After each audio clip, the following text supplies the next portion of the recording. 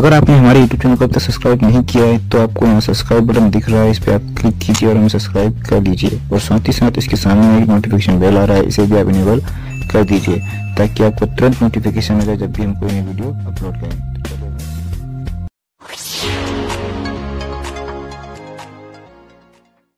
Hello बच्चों, welcome to गर्गाइस and PSC classes. बच्चों, आज की क्लास में हम जो है अपना जून और जुलाई मंथ्स का जो करंट अफेयर है मंथली वाला, उसको यहाँ पर कवर करने वाले हैं। बच्चों, करंट अफेयर की क्लास में जो भी इम्पोर्टेंट फैक्टर है, जैसे इकोनॉमी से, पॉलिटी से और गवर्नमेंट की जितनी भी रिलेटेड योजनाएँ आती हैं और जितने भी इम्पोर्टेंट पर्सनालिटी या पर्सन्स होते हैं, उनको सारा कुछ यहाँ पर अपन यहाँ कवर करेंगे। तो बच्चों, आज के लेक्चर का हमारा जो टॉपिक है वह है आर्थिकी या इकोनॉमी। तो सबसे पहले अपन यहाँ देखेंगे बच्चों, योजना में गरीब कल्याण रोजगार अभियान। यह है बच्चों, यह प्रधानमंत्री नरेंद्र मोदी ने 20 जून 2020 को बिहार के खगड़िया जिले में तेलिहार गांव से वीडियो कॉन्फ्रेंसिंग के माध्यम से इस योजना को लॉन्च किया गया था। अब यह योजना है क्या? तो यह गरीब कल्याण रोजगार अभियान जो है बच्चों, तो इसमें जो व्यक्ति हैं ऐसे जो कि कोविड इसका महामारी से बहुत ज़्यादा पीड़ित हैं, उनके लिए रोजगार की व्यवस्था करना इसका मुख्य उद्देश्य था। इसमें 50,000 करोड़ रुपए आवंटित किए गए हैं इस योजना के लिए। ठीक है, इसका यदि पूरा नाम की बात करें तो इसका पूरा नाम क्या है बच्चों? गरीब कल्याण रोजगार अभियान।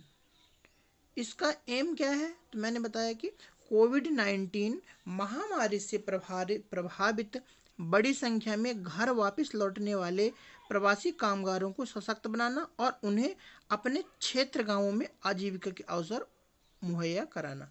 एक्चुअली हुआ क्या था, जैसे कोविड-19 के कारण जितनी प्रॉब्लम क्रिएट हुई थी, तो उसमें क्या हुआ था बच्चों की बहुत सारे जो व्यक्ति हैं अपने घर से बाहर गए थे। अब घर से बाहर जाने के बाद जब वापस लौट के आ रहे हैं तो उनके यहाँ रोजगार की बहुत ज़्यादा प्रॉब्लम हो रही है।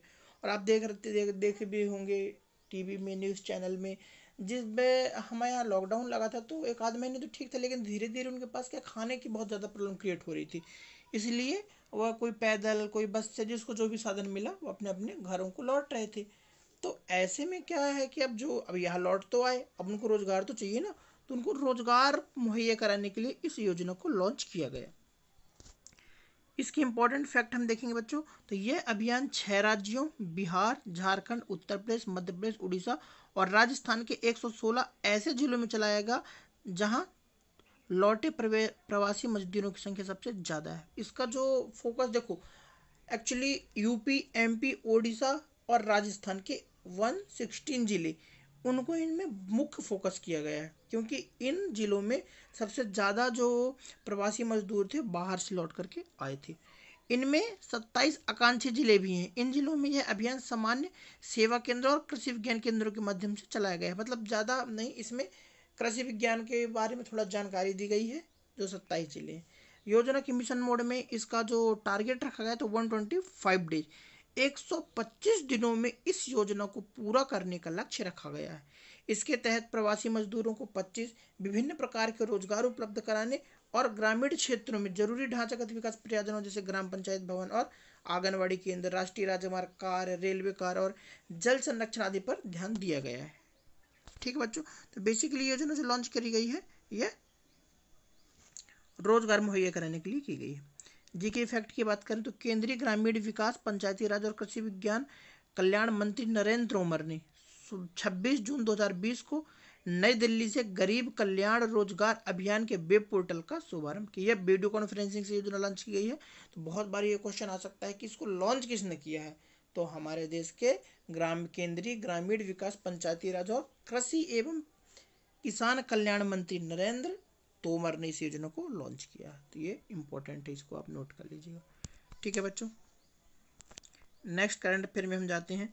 तो नेक्स्ट है हमारा विश्व निवेश रिपोर्ट 2020। 16 जून 2020 को व्यापार और विकास पर संयुक्त राष्ट्र सम्मेलन, ठीक है, UNCTAD ने अपनी वैश्विक रिपोर्ट 2020 इसको जारी कर दिया है। इस रिपोर्ट के अनुसार भारत 2019 में प्रत्यक्ष विदेशी निवेश यानी कि FDI का 9वां सबसे बड़ा प्राप्तकर्ता था। यानी कि इसका नंबर कितना है अपने भारत का? तो 9वां। इसका यदि इंपॉर्टेंट फैक्ट की बात करें तो इस रिपोर्ट के अनुसार 2018 में भारत का प्रत्यक्ष प्रत्यय जो है एफडीआई था कितना था, $42 बिलियन से बढ़कर 2019 में $51 बिलियन हो गया था। 2018 में कितना था, तो इसकी अपने भारत की रैंक 12 थी। रिपोर्ट के अनुसार भारत के डिजिटल क्षेत्र में निवेश अत्यधिक आशाजनक था। 2020 की पहली तिमाही में भारत के निवेशकों ने $650 मिलियन मूल्य के सौदे किए और अधिकांशतः सौदे डिजिटल क्षेत्र में हुए। मतलब अपने जो भारत ज़्यादातर फोकस किस में कर रहा है, डिजिटल क्षेत्र में, और निवेश भी वहीं पर कर रहा है। ठीक है बच्चों, तो इसमें अपन को इम्पोर्टेंट फैक्ट देख लेते हैं अपन इसका जीके फैक्ट में। विकासशील एशिया में सबसे बड़े 5 एफडीआई प्राप्त करता है। तो ये क्वेश्चन पूछ सकता है कि जो हमारे डेवलप कंट्री हैं, ठीक है, डेवलप्ड कंट्री, उनमें कौन कौन से हैं। तो सबसे पहला चीन, फिर हांगकांग, सिंगापुर, भारत और इंडोनेशिया। तो हमारे भारत का नंबर कौन सा है, 4th नंबर यहाँ पे। ठीक है, 5 एफडीआई प्राप्त करता में फर्स्ट कौन सा है, चीन है। और अभी कंडीशन अपना नंबर कौन सा है, तो 9th नंबर। यहाँ से 3 क्वेश्चन अपने करंट अफेयर के रेडी हो जाएंगे। आगे चलते हैं बच्चों। एक आया है आवधिक श्रम बल सर्वेक्षण 2018 एंड 19। तो जो हमारा स्टैटिक्स विभाग के अंतर्गत मंत्रालय द्वारा जो है, उसने 4 जून 2020 को आवधिक श्रम बल सर्वेक्षण वार्षिक रिपोर्ट इसने जारी करी है। ठीक है, जुलाई 2018 से जून 2019 की। इसमें इंपॉर्टेंट क्या है कि रिपोर्ट के अनुसार भारत की बेरोजगारी दर 17-18 में कितनी थी, 17-18 में 45 वर्षों के सबसे उच्चतम स्तर 6.1% से घटकर 5.8% आ गई है। यानी कि जो रिपोर्ट आई है, इस रिपोर्ट के अनुसार भारत की बेरोजगारी क्या हुई है, थोड़ा सा कम हुई है। ठीक है, इसकी मात्रा इसमें देखिए इन्होंने सारा दे दिया गया है, इन्होंने पूरा यहाँ पे मैप बना के दिया है। ठीक है बच्चों, तो ये हमारा इंपॉर्टेंट क्वेश्चन है कि बेरोजगारी रेट यदि रेट पूछता है तो 2008 जुलाई 2018 से जून 2019 तक बीच में 5.8 है। आगे देखते हैं बच्चों।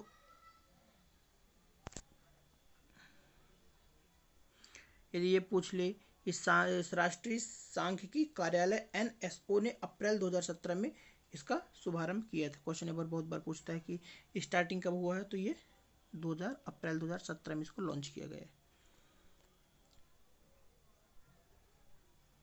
नेक्स्ट है बच्चों, निजी बैंकों के स्वामित्व तथा कारपोरेट संरचना की समीक्षा हेतु कार्यदल गठित। 12 जून 2020 को निजी क्षेत्र के बैंकों को स्वामित्व और गवर्नेंस और कारपोरेट संरचना से संबंधित दिशा निर्देशों की समीक्षा के लिए आरबीआई ने 5 सदस्यीय आंतरिक कार्यदल का गठन किया। देखो क्या हो रहा है कि अभी अपन देख रहे हैं कि काफ़ी जो बैंक्स हैं, ठीक है, जो सहकारी भी हैं, जो गवर्नमेंट भी हैं, तो उनको क्या कर रहे हैं, ये गवर्नमेंट जो छोटे छोटे उनको मर्ज करने की ज़्यादा प्रोसेस इस समय चल रही है। अब ये जो बच्चों ये जो समिति बनी, इसमें क्या है कि जो आरबीआई ने क्या किया है, 5 सदस्य के एक आंतरिक कार्यदल इसको गठन किया है। इसका कार्य, इसका जो इम्पोर्टेंट फैक्ट जो है, आरबीआई सेंट्रल बोर्ड के निदेशक पीके मोहंती ने इस समिति की अध्यक्षता करेंगे, जो 30 सितंबर 2020 तक अपनी रिपोर्ट सौंपेगी। मतलब बैंकों के उनको कितना स्वामित्व देना चाहिए, उनको कितनी फैसिलिटी देना चाहिए, उनके जो अधिकार हैं उनसे संबंधित 30 सितंबर को ये रिपोर्ट सौंपेंगे। ये जो समिति है भारत के निजी क्षेत्र के बैंकों में लाइसेंसिंग, दिशा निर्देश तथा स्वामित्व और नियंत्रण से जुड़े नियमों की समीक्षा करेगी कि किन बैंकों को लाइसेंस देना चाहिए, किन को नहीं देना चाहिए, किसकी कितनी स्वायत्तता है और नियंत्रण कितना है। समिति शुरुआती लाइसेंसी स्तर पर प्रमोटर या प्रवर्तकों की शेयरधारिता से संबंधित नियमों और शेयरधारिता घटाने की समय सीमा की भी यहाँ पे समीक्षा करेगी। ठीक है बच्चों, यह गैर कार्यकारी वित्तीय स्वामित्व कंपनी के माध्यम से वित्तीय सहायक कंपनियों के स्वामित्व पर भी नियमों का अध्ययन करेगी। मतलब टोटल अपन ये बोल सकते हैं, इसका जो एम जो है, जो मेन है, तो प्राइवेट बैंकों के लिए सबसे ज़्यादा इसको ध्यान देना है। यदि इसमें फैक्ट में जाते हैं तो भारतीय निजी बैंकों में स्वामित्व नियंत्रण से संबंधित व्यापक नीति फरवरी 2000 में जारी फ्रेम निर्देशित है। यदि आता है कि इसको प्राइवेट बैंक को सबसे पहले गाइडलाइन देने के लिए कौन सी नीति लागू की गई थी, तो ये थी फरवरी 2005 की। आगे देखते हैं बच्चों, इंडियन गैस एक्सचेंज। तो ये क्या बोलते हैं, पेट्रोल और प्राकृतिक गैस और इस्पात मंत्री कौन, धर्मेंद्र प्रधान ने 15 जून 2020 को एक ई समारोह, देखिए ई समारोह और ई समारोह में बेसिक डिफरेंस क्या है। एक्चुअली अभी क्या लॉकडाउन चल रहा है कोविड की वजह से, तो अब क्या है ज़्यादा से ज़्यादा जो वर्क हो रहे हैं ना वो ई लगा के हो रहे हैं, यानी कि इंटरनेट के थ्रू। यहाँ पे ई समारोह का मतलब है कि जो या तो वो जो हमारा फंक्शन अरेंज किया गया है या तो वीडियो कॉन्फ्रेंसिंग के माध्यम से हुआ है या फिर इंटरनेट के जरिए ही हुआ, मतलब ये डिजिटली उसको लॉन्च किया गया है समारोह, इसलिए उसको बोल दिया ई समारोह। तो उन्होंने इस समारोह में देशव्यापी ऑनलाइन वितरण आधारित gas trading platform Indian gas exchange IGX का शुभारंभ किया। इसके इंपॉर्टेंट फैक्ट क्या है बच्चों, तो इसमें इंपॉर्टेंट फैक्ट ये है IGX प्राकृतिक गैस के लिए एक डिलीवरी आधारित ट्रेडिंग प्लेटफॉर्म, मतलब ये क्या करता है डिलीवरी करता है। IGX पूरी तरह से वेब आधारित इंटरफेस के साथ स्वचालित है, यानी कि किसी पे आधारित है, ये वेब आधारित और स्वचालित है यानी ऑटोमेटिक है, जो ग्राहकों को सहज व्यापार का अनुभव प्रदान करता है और ये सर्वश्रेष्ठ तकनीक द्वारा तैयार किया गया है। भारत के ऊर्जा बाजार प्लेटफॉर्म के पूर्ण स्वामित्व वाले इंडिया एनर्जी एक्सचेंज IDX की अनुषंगी के तौर पर शामिल किया गया है। IGX बाजार सहभागियों को मानकीकृत गैस अनुबंधों में व्यापार करने के लिए लॉन्च किया गया है। जो IGX से क्या है डिजिटल ट्रेडिंग प्लेटफॉर्म, एक्चुअली होता क्या है जो भी अपन जो पेट्रोलियम का जैसे करते हैं तो पहले क्या होता था मीटिंग होती थी और उसमें क्या उसके रेट्स वगैरह डिसाइड किए जाते थे, लेकिन जो IGX बना है कि डिजिटल ट्रेडिंग प्लेटफॉर्म बना दिया गया है। अब डिजिटली वीडियो कॉन्फ्रेंसिंग के माध्यम से इसको अपन क्या कर सकते हैं, इसका मार्केट कर सकते हैं। गैस एक्सचेंज पर ये बात करें बच्चों अपन तो 6 बाजार उत्पाद जैसे मार्केटिंग प्रोडक्ट अगले दिन, दैनिक, साप्ताहिक, वीक, डेट, पाक्षिक और मासिक उपलब्ध, यानी कि इसमें पूरी डिटेल आपको ऑनलाइन सारी डिटेल यहाँ पे मुहैया करा दी जाएगी। यदि इसके अभी इंपॉर्टेंट जी के फैक्ट में देखते हैं क्वेश्चन इंपॉर्टेंट क्या है, तो LNG यानी कि लिक्विफाइड नेचुरल गैस आयात घरेलू गैस की खपत का एक बड़ा हिस्सा बनने के लिए तैयार है, क्योंकि भारत ने ऊर्जा मिश्रण में प्राकृतिक गैस के हिस्से को 2018 से 6.2% से बढ़ाकर 2030 तक 15% की योजना बनाई है। मतलब यदि क्वेश्चन पूछ लेता है कि अपन कितना इसमें बढ़ा रहे हैं तो 15% तक ले जाएंगे। एक ऑर्डिनेंस जारी किया गया है, कृषि उपज व्यापार और वाणिज्य संवर्धन एवं सुविधा अध्यादेश 2020। तो ये क्या है बच्चों, तो केंद्रीय मंत्रिमंडल द्वारा कृषि उपज व्यापार और वाणिज्य संवर्धन एवं सुविधा अध्यादेश को मंजूरी प्रदान की गई है। क्यों, इसमें क्या दिया गया है, तो इसमें क्या है संवर्धन और सुविधा। संवर्धन मतलब उनका मनोबल बढ़ाना, किसानों का मनोबल बढ़ाना और उनको एक फैसिलिटी प्रोवाइड करने के लिए। कृषि उपज यानी जो उसकी उपज निकल रही है तो उसका ट्रेड कैसे करना है, ठीक है, उसको मार्केट में उसको लॉन्च कैसे करना है। इसमें अब देखते हैं इसका एम क्या है, तो इसका एम है बच्चों किसानों की कृषि उपज विपणन, किसानों की कृषि उपज विपणन समिति से बाहर व्यापार के अतिरिक्त अवसर उपलब्ध कराना, यानी किसानों को जो कृषि उपज होती है ना तो जो मार्केट रहता है उनका, तो अभी तक क्या इंडिया के लोग जैसे लोकल, जैसे यदि सपोज कोई भी डिस्ट्रिक्ट ले लीजिए, यदि कोई धार डिस्ट्रिक्ट का है तो धार डिस्ट्रिक्ट के अंतर्गत जो गांव है तो वहाँ पे जो मार्केट है वहीं पे मंडी में जाके बेचते हैं। लेकिन ये जो ऑर्डिनेंस लाया गया है तो इस ऑर्डिनेंस का एम यह है कि अब हम यहाँ अपने हद से बाहर जा करके भी व्यापार कर सकेंगे। ठीक है बच्चों, इंपॉर्टेंट यदि फैक्ट देखते हैं तो इस अध्यादेश से एक देश एक कृषि बाजार, यानी कि एक देश है ना और एक ही कृषि बाजार है, यानी कि पूरा एग्रीकल्चर का मार्केट एक, यानी कि कहीं भी अपना आप उपज बेचो, कहीं भी अपना प्रोडक्ट बेचो, आपको रेट वही। यदि सपोज 20 रुपीज़ इसकी गेहूं की पर केजी क्या कर दी गई, इसका प्राइस डिसाइड कर दिया गया, तो 20 रुपये पर केजी आपको पूरे देश में आप कहीं भी बेच सकते हैं, किसी भी मार्केट में बेच सकते हैं। इसके बेनिफिट्स होगा, किसान को क्या होगा परेशानी का सामना नहीं झेलना पड़ेगा और किसान परेशान नहीं होगा। किसानों के लिए एक सुगम और मुक्त माहौल तैयार हो सकेगा। इसमें उन्हें अपनी सुविधा के हिसाब से कृषि उत्पाद खरीदने और बेचने की भी आज़ादी होगी। अध्यादेश से राज्य के भीतर और बाहर दोनों ही जगह ऐसे बाजार के कृषि उत्पादों का उन्मुक्त व्यापार सुगम हो जाएगा जो राज्यों के कृषि उत्पाद विपणन समिति अधिनियम के तहत अधिसूचित है। इसके अलावा यदि बात करें तो अतिरिक्त उपज वाले क्षेत्रों में भी किसानों को उनके उत्पाद के अच्छे दाम मिल जाएंगे और साथ ही दूसरी और उपज जो होती है ना उसमें भी क्षेत्रों को ज़्यादा कीमतें नहीं चुकानी पड़ेगी। अध्यादेश में कृषि उत्पादों का सुगम कारोबार सुनिश्चित करने के लिए एक प्लेटफॉर्म भी बनाने का प्रस्ताव बनाया गया है। यानी कि डिजिटली किसान अपना प्रोडक्ट को मार्केट में लॉन्च कर सकता है।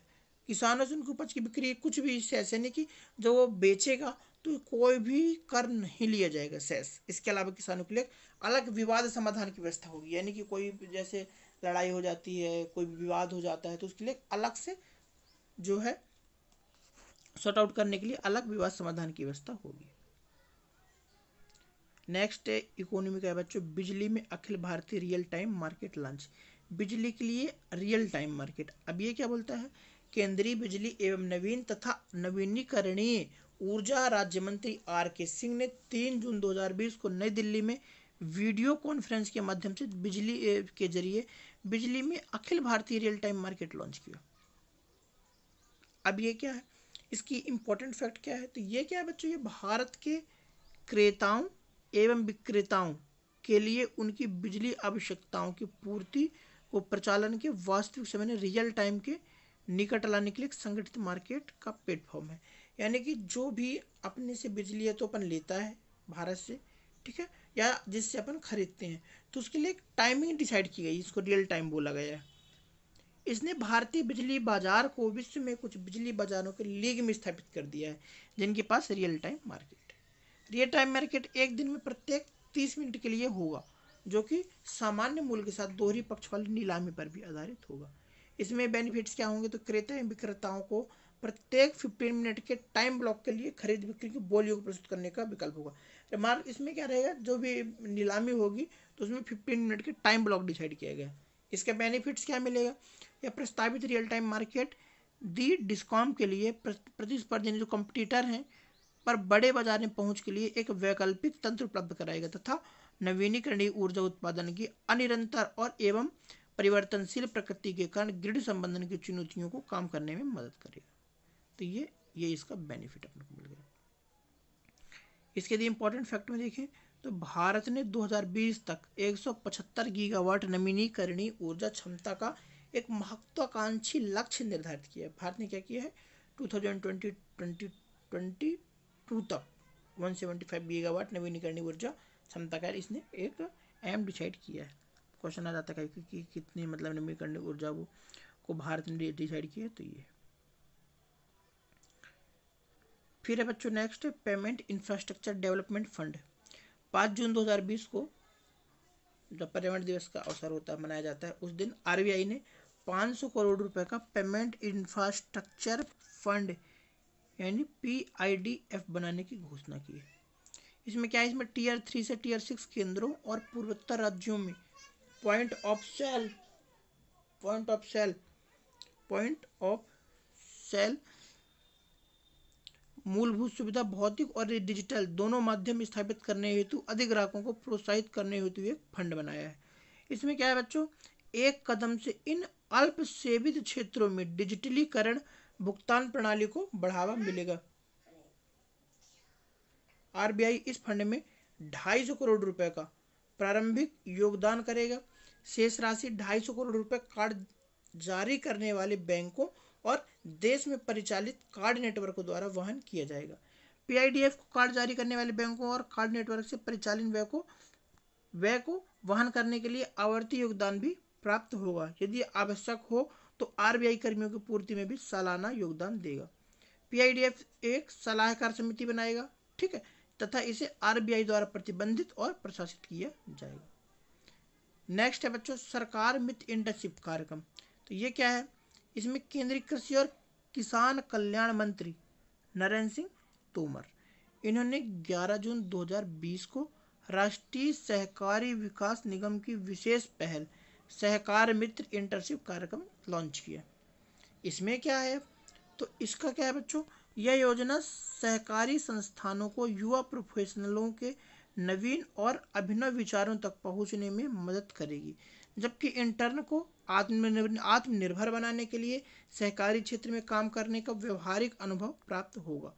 इस योजना के तहत कृषि एवं संबद्ध क्षेत्रों और IT जैसे विषयों के प्रोफेशनल स्नातक इंटर सबके लिए पात्र होंगे। यानी कि इनमें क्या है, जैसे कोई भी IT है, ठीक है, और कृषि और इसी संबंधित जो स्नातक हैं उनके लिए इंटर्नशिप कराई जाएगी, जिसमें कृषि व्यवसाय, सहकारिता, वित्त, अंतर्राष्ट्रीय व्यापार, वानिकी, ग्रामीण विकास, परियोजना प्रबंधन इत्यादि में MBA कर रहे या पूरा कर चुके प्रोफेशनल भी इसके लिए क्या होंगे, एलिजिबल होंगे।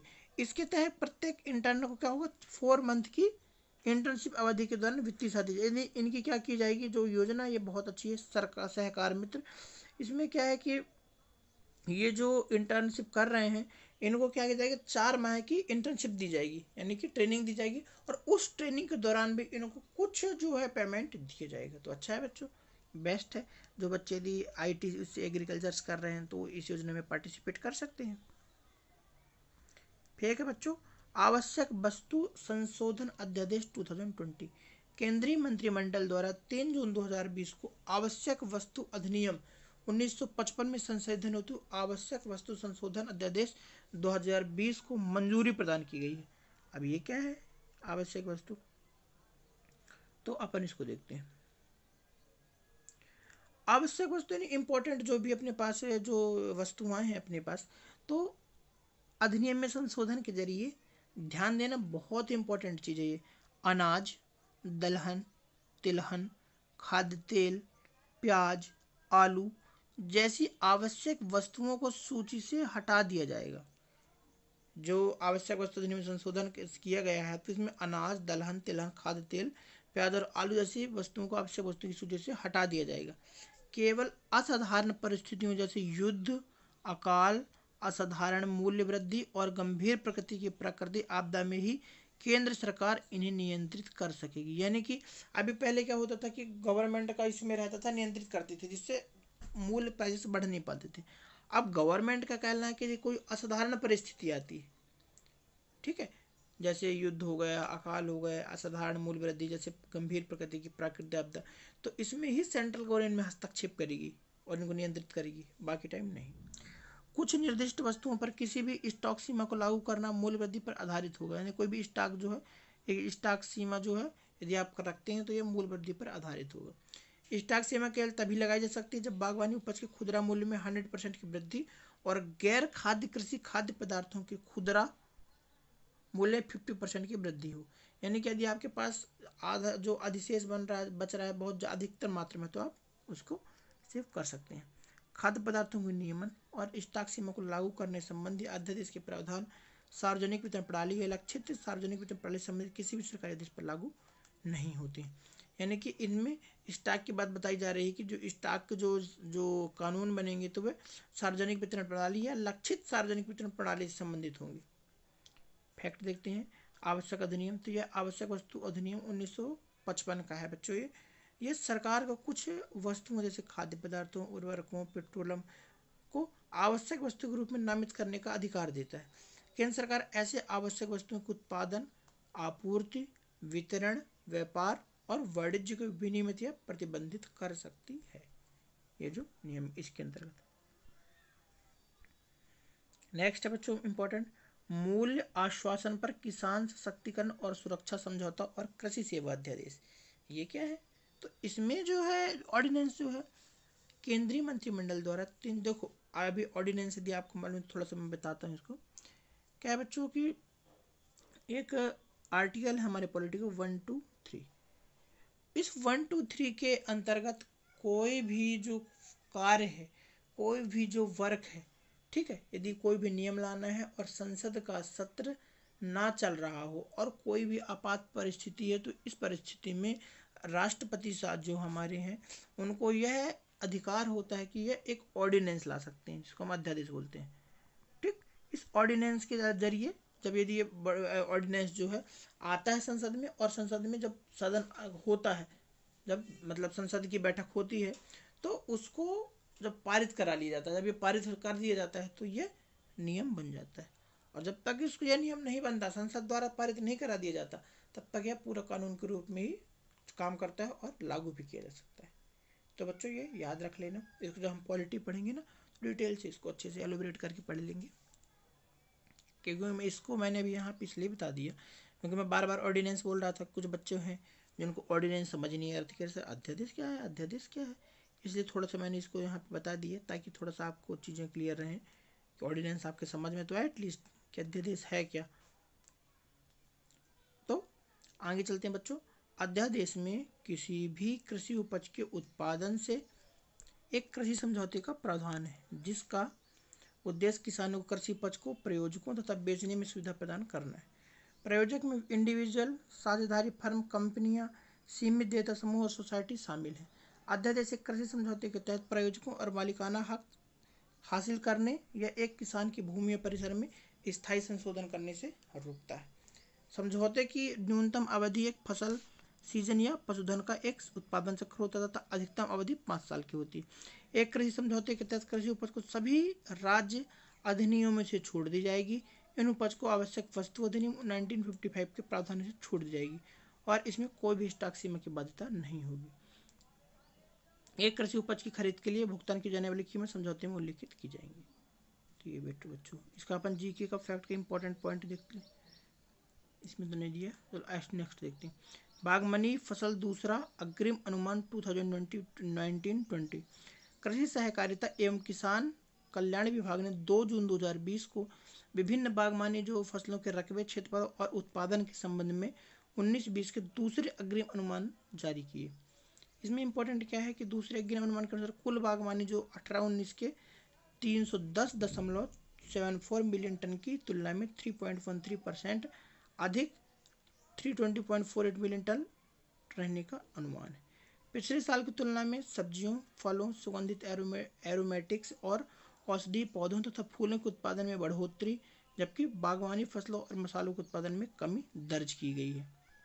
फलों का उत्पादन दिया गया है। फिर यहाँ इसका इंपॉर्टेंट फैक्ट देख लेते हैं अपन। इसका इंपॉर्टेंट फैक्ट है बागवानी फसलों का रकबा क्षेत्रफल 25.66 मिलियन हेक्टेयर रहने का अनुमान है, जो कि 18-19 में इतना था। तो ये पूछ सकता है कि अब 18-19 में कितना था, अब कितना। तो पहले 25.43 था, अब 25.66 हो गया है। ठीक है बच्चों।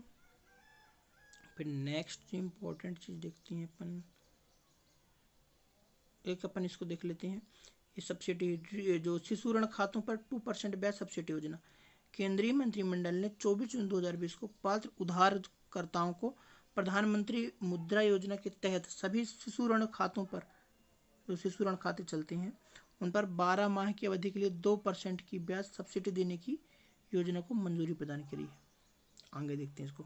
प्रधानमंत्री मुद्रा योजना की शिशु श्रेणी में लाभार्थियों को 50,000 रुपये तक का कर्ज बिना किसी गारंटी के दिया जाता है। एक प्रधानमंत्री मुद्रा स्कीम है जिसमें 50,000 तक का जो ऋण दिया जाता है बिना कोई गारंटी के दिया जाता है। यह योजना जो है उन ऋणों के लिए मान्य होगी जो 31 मार्च 2020 को बकाया थे और आरबीआई के दिशा निर्देशों के अनुसार 31 मार्च 2020 को तथा योजना की परिचालन अवधि के दौरान गैर यानी एनपीए श्रेणी में नहीं आते। ब्याज सब्सिडी उन महीनों के लिए दी होगी जिनमें खातों में नहीं आते, एनपीए श्रेणी में नहीं आते। योजना की अनुमान लागत कितनी है बेटा, 1,542 करोड़ रुपए, जो भारत सरकार द्वारा मुहैया कराई जाएगी। यह योजना भारतीय लघु उद्योग विकास सिडबी के माध्यम से कार्यान्वित की जाएगी। इसके इंपॉर्टेंट फैक्ट देखते हैं। तो देखो, जो योजना लॉन्च हुई थी तो ये कब हुई थी बच्चों, 8 अप्रैल 2015 को। इसके तहत गैर कारपोरेट, गैर कृषि, लघु उद्यम, सूक्ष्म को 3 श्रेणियों में ऋण प्रदान किया जाता है। ठीक है, 3 श्रेणियों में।